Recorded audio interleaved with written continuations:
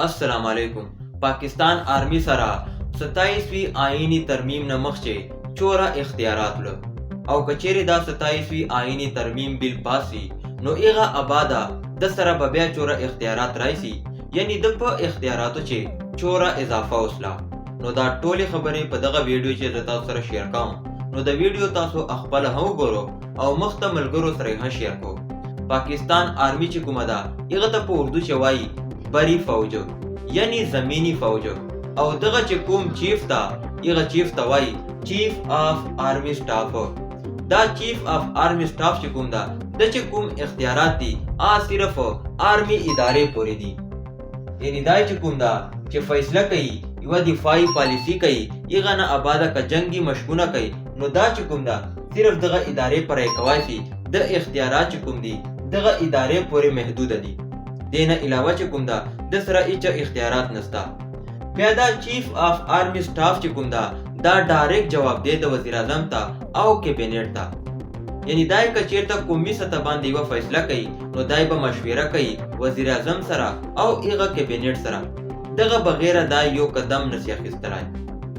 بیا چې کوم ده پاکستان چې دفاع لپاره درې ادارې دي ایغه چې یو آرمی ده بل چې کومه ده د نیوی والا ده او دریمه اداره چې کوم ده دا د ایر فورس والا ده دغه دریاړو ادارو چې چمل چیف تقرری کېږي یعنی یو افسر چې ریټایر سي او بل باندې پراجي نو دا اختیارات چې کوم دي دا وزیر اعظم سره او د ایغه کابینټ سره دي اغه یې دغه چې کوم دا تقرری کوي چې کوم افسر دی په دغه عہده باندې براجمان سي بیا چې کوم دا دریاړه ادارې چې کوم دي دغه چې چمل خپل مې چې رابطه سره کېږي نو دغه رابطې لپاره دوی یو کمیټه جوړ کړي او ایغه کمیټه نام دا چیر جاینټ چیف آف سٹاف کمیټي دا چې کومه ده دا دغه دریاړو ادارو په مای چې د رابطې د کار کوي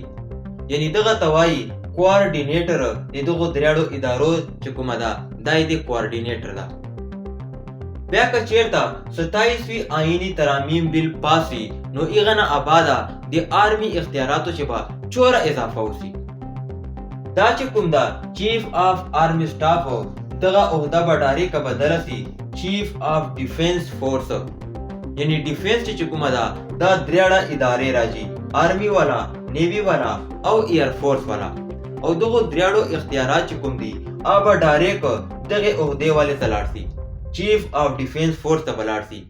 یعنی بیا که دغه ادارو په باره چې یو پالیسی یا دغه چیف تقرری نو اخیری فیصله چې کومه ده اب دا چیف آف ډیفنس فورس ور کوي بلکې وزیر اعظم او ایغه کابینټ پې نه کوي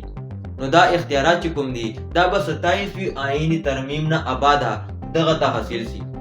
بیا چې کوم دا د سپریم کورټ چې کوم اختیارات دي هغه په چې محدود سي مخکې چې کوم دا چیف آف آرمی سٹاف په چې یو فیصله وکړه نو دا به سپریم کورټ چې چیلنج کېدله دینا آباده 27وی آئینی ترمیم نه آباده که چیف آف ډیفنس فورس چې کوم دا یو فیصله وکړي نو دا ته سپریم کورټ چې چیلنج کولای نه سي نو دای چې کومه ده دای خود مختاره سه آزاد سه یعنی د سره دوره اختیارات دي کدای شکای او کبد کوي دنه چوک پوښتنه بیان سي کوي دغه نه علاوه چې کومه ده چیف آف ډیفنس آف فورس چې کوم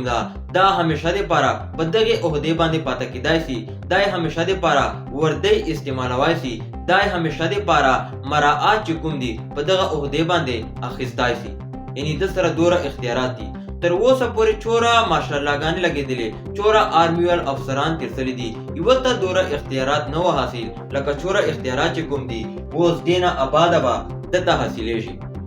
نو دا اختیارات چې کوم دي دا دته چا ورکړه دته دا اختیارات چې کوم دي دا آئین په تر باندې ورکړل سره یعنی دا آئین چې کوم ترمیم وسه